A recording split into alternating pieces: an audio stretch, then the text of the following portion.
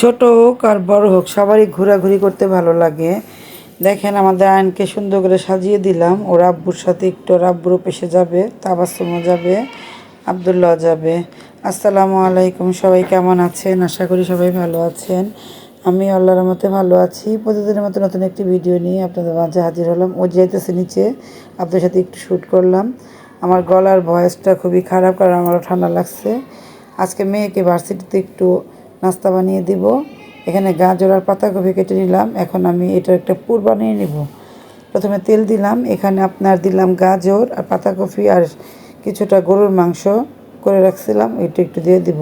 কারণ একটু পুর বানিয়ে নিলে ঘরে রাইখা দিলে ওইটাতে সামান্য সবজি দিয়ে একটু ভাজা ভাজা করে দিলে পরে আপনার ওইটাতে একটা নাস্তা তৈরি করা যায়। আজকে আমি সিঙ্গারা শেপ দিব আর একটু রোলের শেপ দিয়ে বানিয়ে দেবো। প্রথমে আটার মধ্যে সামান্য চিনি, লবণ, তেল দিয়ে ভালো করে হালকা কুসুম গরম পানি দিয়ে সুন্দর করে মথে নিব। কারণ সিদ্ধ করে আটার মধ্যে বানালে খাবারটা আর কি মচমচা থাকে না। কেন বললাম, আমাদের প্রত্যেকজনকেই ঘোরার দরকার আছে।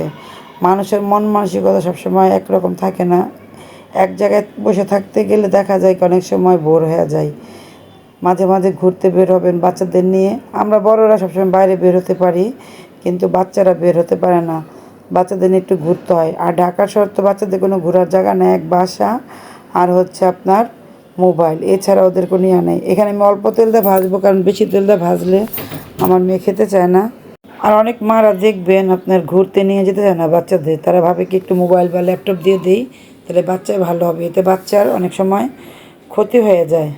যাই হোক, আজকে দুপুরে কী কী রান্না করব সম্পূর্ণ আপনার সাথে একটু করে শেয়ার করি। এখানে পাতাকপি ভাজি করবে, সাথে গাজর দিবে।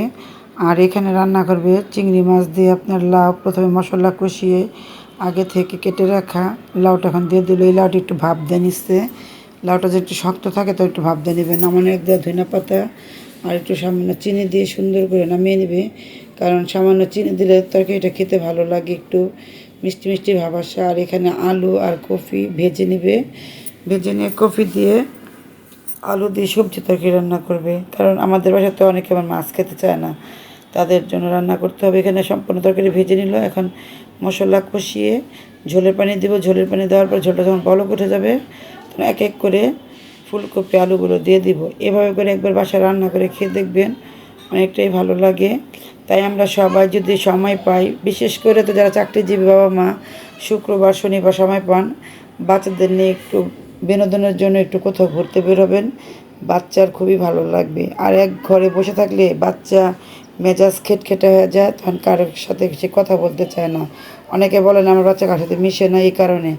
আমার আম্মার ঘরটা একটু গুছানো ছিল, একটু আপনাদের সাথে শেয়ার করলাম। কারণ আমাদের ঘরের মধ্যে সবসময় আমার আম্মা পরিপাটি করে রাখে। আর এখন তো ধরেন যার যার রুম আলাদা, কে কারটা। যাই হোক, আপনাদের সাথে অনেক কথা শেয়ার করলাম। তো এখানে দুপুরে খাবার খেয়ে নিব। তো আজকের ভিডিওটা এখানে শেষ করব। সবাই ভালো থাকবেন, সুস্থ থাকবেন, ভিডিওটির পাশে থাকবেন, লাইক কমেন্ট শেয়ার করবেন। আসসালামু আলাইকুম।